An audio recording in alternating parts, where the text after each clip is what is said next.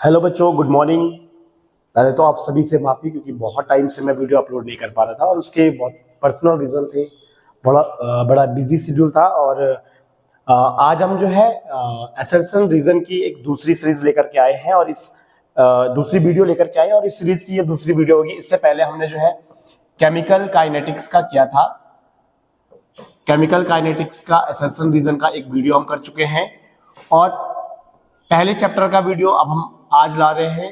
Solution chapter होगा और इसके कुछ असर्शन रीजन होंगे। ट्राई करेंगे कि वीडियो छोटी से छोटी बनेगी और आपको जो है सॉल्यूशन चैप्टर का असर्शन रीजन आपको समझ में आएगा। हमारे पास जो ऑप्शन होते हैं उनका क्या मतलब होता है? देखो, दो स्टेटमेंट होते हैं, एक हमारे पास असर्शन होता है और एक हमारे पास रीजन होता है। असर्शन का मतलब यहां पर हमने लिखा हुआ है कि असर्शन, अगर आपका असर्शन करेक्ट है और रीजन भी करेक्ट है और रीजन करेक्ट एक्सप्लेनेशन करता है असर्शन का, तो ऑप्शन ए आपका आंसर होगा।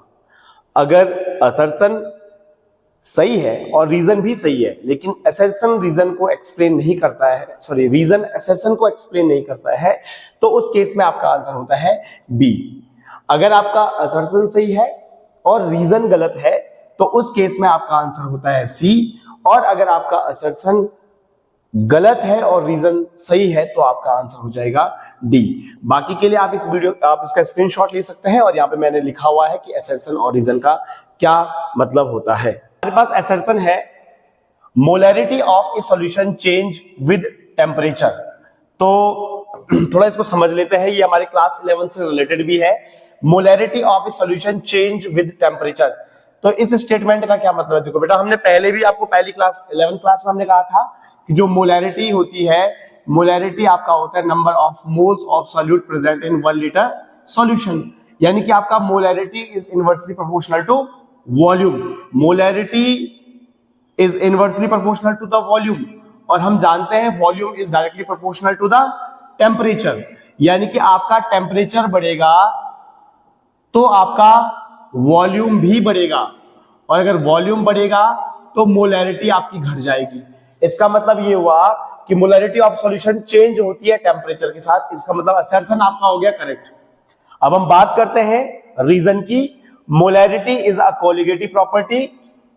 This question is was asked in CBSE sample paper 2022। और बेटा ये आपका आप देख लो कि मोलैरिटी हमारे पास कोलिगेटिव प्रॉपर्टी नहीं होती है। मतलब हमारा असर्शन आपका सही है और रीजन गलत, आपका आंसर हो जाएगा सी। अगर आपको जो है इसको थोड़ा और डिटेल में समझना है, वैसे हमारे पास टाइम नहीं है, हम केवल क्वेश्चन आंसर कर सकते हैं, लेकिन अगर आपको कोलिगेटिव प्रॉपर्टी जाननी है तो पहली कोलिगेटिव हमारे पास होती है relative lowering in vapour pressure.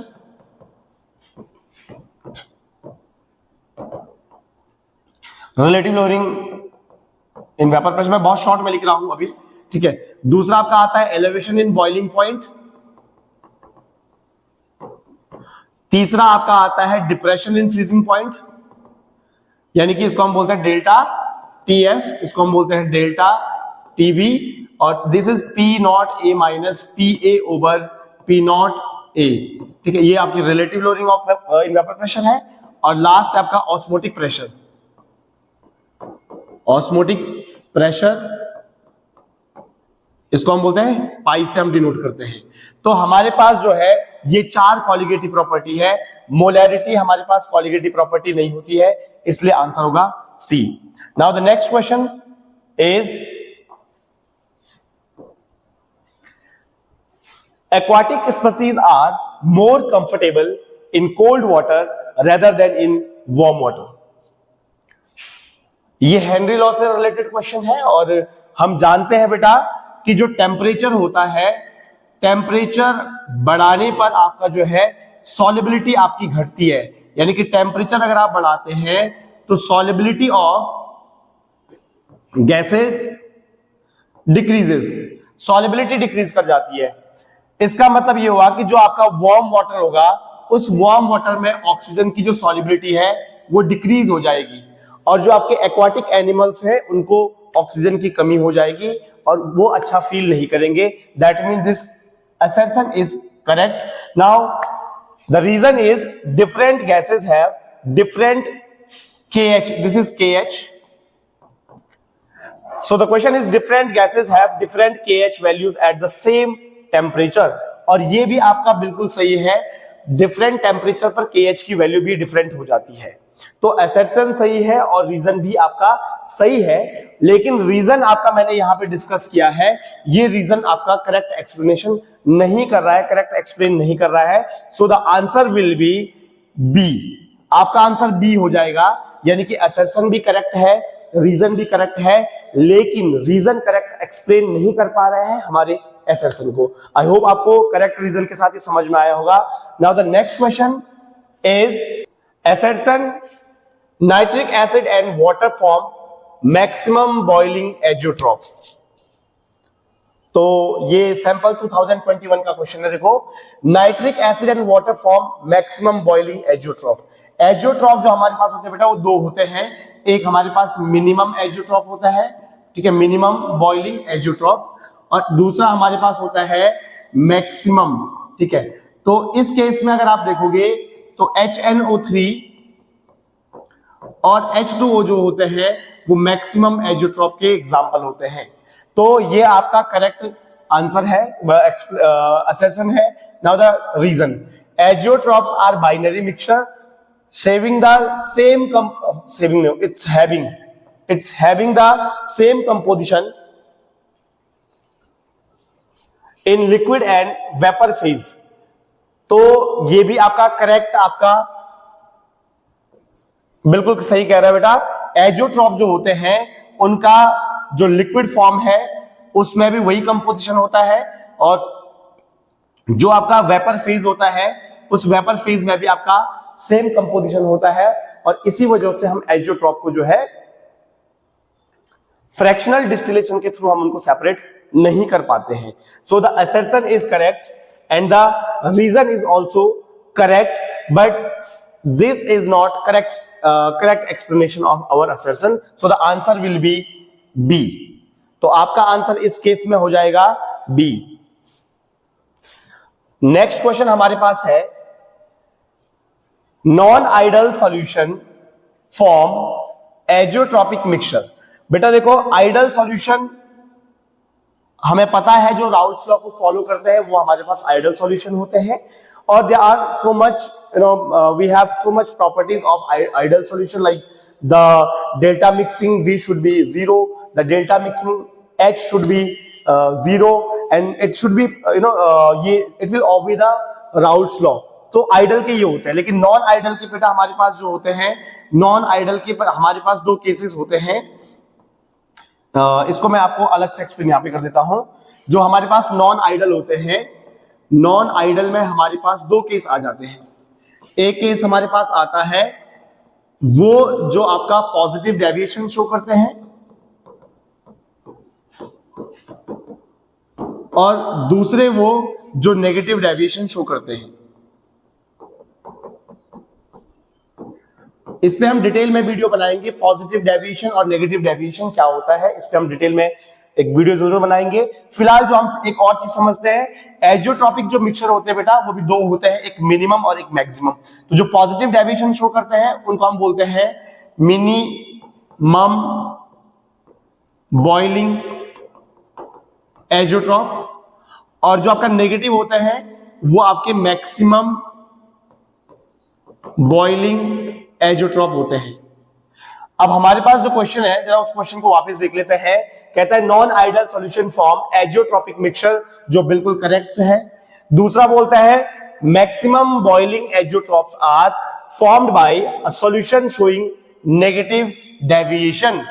तो जरा चेक करते हैं, हमने अभी जो आपको बताया है, जो आपका नेगेटिव है वो मैक्सिमम शो करता है, और यहां भी बोलता है कि नेगेटिव जो है वो आपका मैक्सिमम बॉइलिंग एजियोट्रॉप शो करता है। इसका मतलब आपका असर्शन भी करेक्ट है और आपका रीजन भी करेक्ट है, लेकिन जो आपका आंसर है वो होगा बी। दोनों स्टेटमेंट सही है, लेकिन दोनों का एक दूसरे से कोई भी लेना देना नहीं है, ठीक है। Now the next question, an ideal solution obeys Henry law. देखो बेटा, जो आइडल सॉल्यूशन होता है वो हेनरी लॉ को नहीं बल्कि राउल्ट्स लॉ को फॉलो करता है।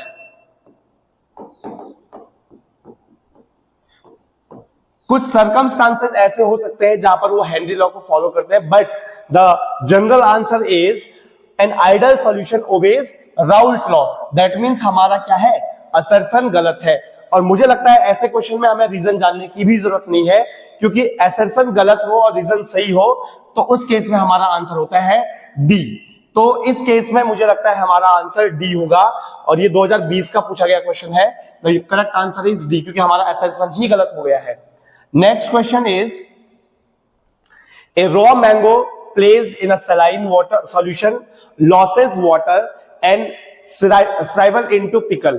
तो देखो बेटा इसमें होता क्या है कि वो कह रहा है कि जो एक रॉ मैंगो होता है, जब हम उसको सलाइन, सलाइन का मतलब हो गया बेटा सॉल्टी, सलाइन का मतलब हमारा हो जाता है सॉल्टी। तो अगर हम जो है सॉल्ट वाले वाटर में अगर हम क्या करेंगे, मैंगो को रखेंगे, तो आपका जो है यहां पर ऑस्मोसिस होगा। और ऑस्मोसिस क्या बोलता है कि जो आपका हाई कंसंट्रेशन, ऑस्मोसिस बोलता है लो कंसंट्रेशन टू हाई, आपका क्या करता है सेमी परमिएबल मेम्ब्रेन के थ्रू जो है आपका सॉल्यूट क्या करता है, सॉल्वेंट आपका मूव करता है।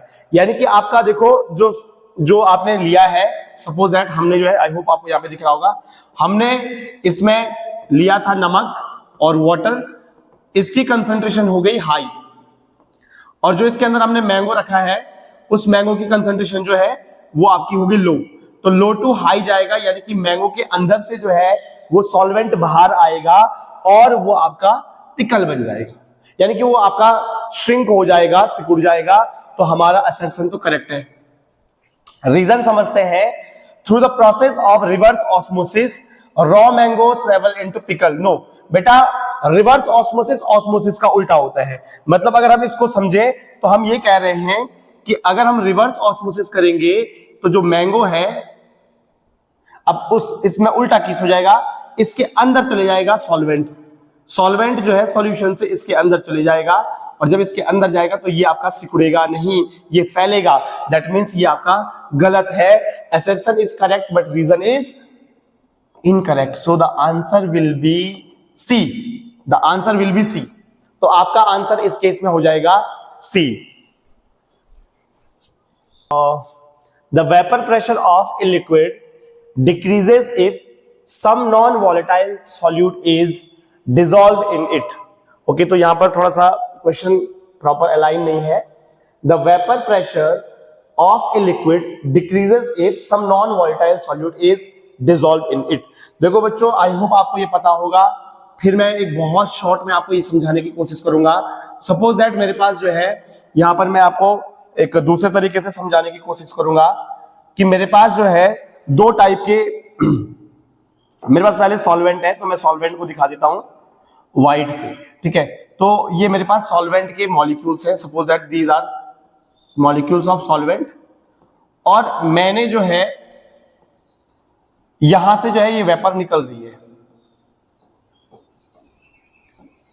इन जगहों से ये वेपर निकल रही है, जिसकी वजह से कुछ ना कुछ वेपर प्रेशर होगा। और अब मैं आपको एक दूसरा केस बताता हूं। सपोज दैट हमने जो है इसमें क्या कर दिया है, हमने इसके अंदर जो है सेम वही ये आपका सॉल्वेंट रहा,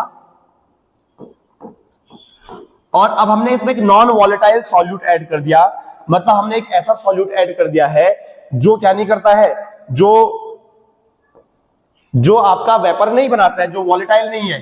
तो सपोज दैट मैं दूसरे कलर से दिखा रहा हूं, ये नॉन वॉलेटाइल सॉल्यूट है।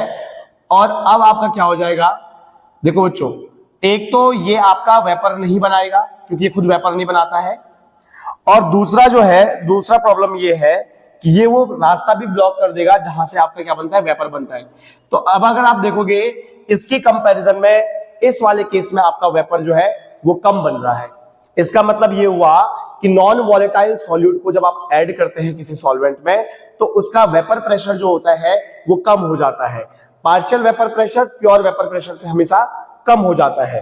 तो ये आपका जो है करेक्ट असर्शन है। और अब हम रीजन पढ़ते हैं, तो रीजन क्या बोलता है, the relative lowering of vapour pressure of a solution containing a non volatile solute is equal to the mole fraction of solute in the solution.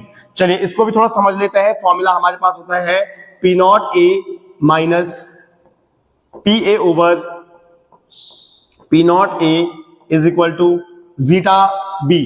तो ये बोल रहा है कि जो आपका क्या होता है relative lowering of vapour, this is called relative lowering of vapour pressure. Relative lowering of vapour pressure is equal to the mole fraction of the solute in the solution. So this is the solute, और ये correct बोल रहा है। इसका मतलब हमारा जो है ये भी, यानी कि आपका रीजन जो है that reason is also correct. तो असर्शन करेक्ट है, रीजन करेक्ट है, इसलिए हमारा आंसर होगा बी, क्योंकि इस असर्शन का रीजन से कोई लेना देना नहीं है। तो इस केस में आपका आंसर हो जाएगा B. Now the we have next question. When glucose is added to water and elevation in boiling point is observed. That means जब आप क्या करते हैं, ग्लूकोज को ऐड करते हैं किसी when you added glucose in water then elevation in boiling point is observed, यानी कि आपका बॉइलिंग पॉइंट का जो बॉइलिंग पॉइंट होता है वो बढ़ जाता है। तो बेटा ये करेक्ट होता है जब भी आप किसी भी लिक्विड में या किसी भी सॉल्वेंट में अगर आप नॉन वॉलेटाइल सॉल्यूट को ऐड करते हैं तो उसका एलिवेशन पॉइंट बढ़ जाता है, डिप्रेशन पॉइंट घट जाता है, यानी कि फ्रीजिंग पॉइंट डिप्रेस हो जाता है और बॉइलिंग पॉइंट एलिवेट हो जाता है, बढ़ जाता है। तो ये आपका करेक्ट कह रहा है, ठीक है। दूसरा कह रहा है the lowering of vapour pressure cause elevation in boiling point. देखो हमने अभी आपको ये जो पहला वाला केस बताया था उस केस में वापस लेकर के जाते हैं। Suppose that these particles are of glucose, ये जो आपको मैंने दूसरे कलर में दिखाए हैं ये सपोज दैट ग्लूकोज है, ठीक है। ये आपका C6H12O6 है, ये ग्लूकोज है आपका। तो बेटा जब ग्लूकोज जब इसमें आप ग्लूकोज ऐड करेंगे, नॉन वॉलेटाइल सॉल्यूट ऐड करेंगे, तो इनका जो है इनका जो वेपर है वो कम बनेगा। वेपर कम बनेगा तो वेपर प्रेशर भी क्या होगा, कम हो जाएगा। इसमें एक और चीज आप समझ लो, जब आपका वेपर आपका कम बनेगा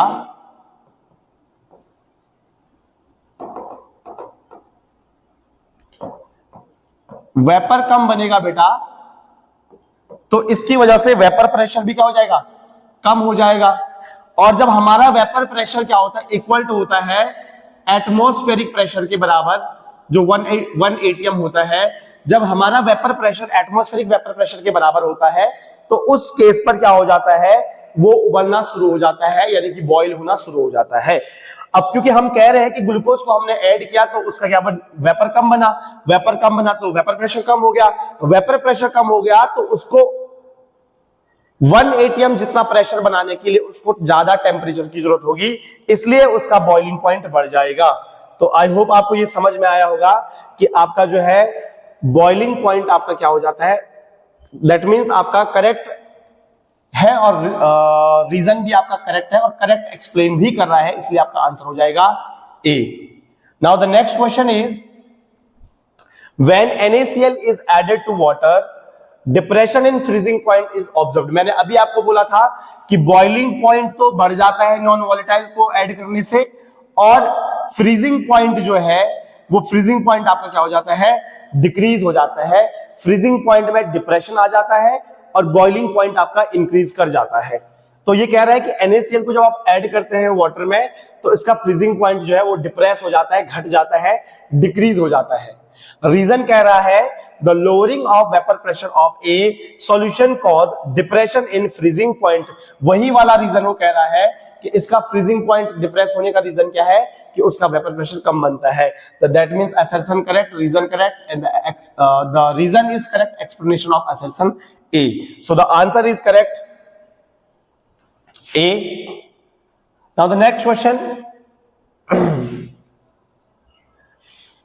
osmotic pressure is colligative property. बिल्कुल सही, मैंने आपको पहले ही क्वेश्चन में बता दिया है, कॉलिगेटिव प्रॉपर्टी होती है।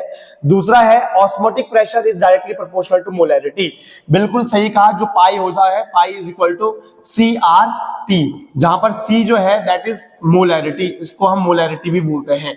तो आपका पाई जो है यानी कि आपका ऑस्मोटिक प्रेशर जो है वो डायरेक्टली प्रोपोर्शनल है मोलैरिटी के, यानी कि मोलैरिटी का मतलब नंबर ऑफ मोल्स और नंबर ऑफ मोल्स यानी कि मॉलिक्यूल, और कॉलिगेटिव प्रॉपर्टी वही होती है जो नंबर ऑफ पार्टिकल्स पर क्या करती है, डिपेंड करती है। इसका मतलब ये सही कह रहा है क्योंकि मोलैरिटी के डायरेक्टली प्रोपोर्शनल है, यानी कि मोलैरिटी पे डिपेंड करता है, यानी कि नंबर ऑफ मोल्स पे डिपेंड करता है पाई। दैट मींस पाई जो है आपका कॉलिगेटिव प्रॉपर्टी है। Assertion is correct, reason is correct and reason is correct explanation of assertion. So the correct answer is A. Now the next question is molar mass of polymers cannot be calculated using boiling point or freezing point। बिल्कुल, ना तो हम relative lowering of vapor pressure, ना ही elevation in boiling point and depression in freezing point से हम polymers की molecular mass नहीं निकाल सकते हैं। पॉलीमर का मॉलिक्यूलर मास निकालने के लिए हमारे पास ऑस्मोटिक प्रेशर है। So the pi is equal to CRT के थ्रू जो है, जैसे बहुत मैक्रो मॉलिक्यूल्स लाइक प्रोटीन हो गया, एंजाइम्स हो गया, इनका मॉलिक्यूलर मास जो है वो ऑस्मोटिक प्रेशर से निकाला जाता है। इसका मतलब पहला स्टेटमेंट सही है कि भाई आप जो है किससे नहीं निकाल सकते थे, बॉइलिंग पॉइंट और फ्रीजिंग पॉइंट से नहीं निकाल सकते हैं। नेक्स्ट क्वेश्चन है आपका, सॉरी रीजन है आपका polymers do not possess constant boiling point. ये गलत बोल रहा है ये, क्योंकि पॉलीमर्स जो होते हैं वो भी आपका क्या करते हैं, उनका बॉइलिंग पॉइंट भी फिक्स होता है, कांस्टेंट होता है। तो ये आपका गलत हो गया, यानी कि आपका असर्शन सही है और रीजन गलत है, तो आपका आंसर हो जाएगा सी। तो ठीक है बच्चों, इस तरीके से जो है हमने कॉलिगेटिव प्रॉपर्टी सॉल्यूशन चैप्टर का जो है असर्शन रीजन पढ़ा है, और इससे रिलेटेड हम कुछ टॉपिक को जरूर डिस्कस करेंगे, लेकिन अभी कम टाइम है और बहुत टाइम से मैंने वीडियो नहीं बनाया था, तो अब हमने इसका एक और वीडियो बना दिया है। सॉल्यूशन का हमने कर दिया है, केमिकल काइनेटिक्स का हम ऑलरेडी कर चुके हैं, ठीक है। और नेक्स्ट वीडियो जो है वो आपकी किसी दूसरे चैप्टर से आएगी, शायद इलेक्ट्रोकेमिस्ट्री से आएगी। तो हमारा फोकस रहेगा कि हम सबसे पहले जो है, हमारे पास 10 चैप्टर हैं और हम 10 चैप्टर से जो है एक सीरीज ये जरूर स्टार्ट करेंगे असर्शन रीजन की। और असर्शन रीजन टाइप जो क्वेश्चन होते हैं वहीं पर बच्चे सबसे ज्यादा गलतियां करते हैं। जो टॉपर्स होते हैं, जो 1 मार्क्स या 2 मार्क्स की गलती करते हैं, उनकी जो गलतियां होती है वो असर्शन रीजन में होती है, और असर्शन रीजन में भी उनकी गलती होती है ए और बी ऑप्शन को क्लिक करने में। सी और डी के केस में आपका आंसर बहुत आसान हो जाता है, क्योंकि 2 स्टेटमेंट्स में से एक स्टेटमेंट आपका गलत होता है। लेकिन ए और बी के केस में आपका स्टेटमेंट जो है वो आपके सेम रहते हैं, स्टेटमेंट सेम यानी कि करेक्ट रहते हैं, और यहाँ पे बच्चों को कंफ्यूजन होता है कि क्या रीजन एक्सप्लेन कर पा रहा है या नहीं कर पा रहा है। फॉर दैट रीजन असर्शन और रीजन में ए और बी में बहुत ही ज्यादा कॉम्प्लेक्सेस होते हैं। लेकिन अगर आपका कॉन्सेप्ट क्लियर है, if you know reason very well कि क्या रीजन हो सकता है इसके पीछे, तो आपको ये गलत नहीं होंगे। लगभग 5 क्वेश्चन कई बार आ जाते हैं, 3 से 5 क्वेश्चन जो है असर्शन रीजन से होंगे, और यहाँ पर गलती की कोई भी गुंजाइश हम नहीं करेंगे। तो मिलते हैं नेक्स्ट वीडियो में, जो आपका इलेक्ट्रोकेमिस्ट्री से हो सकता है। Thank you so much for being here.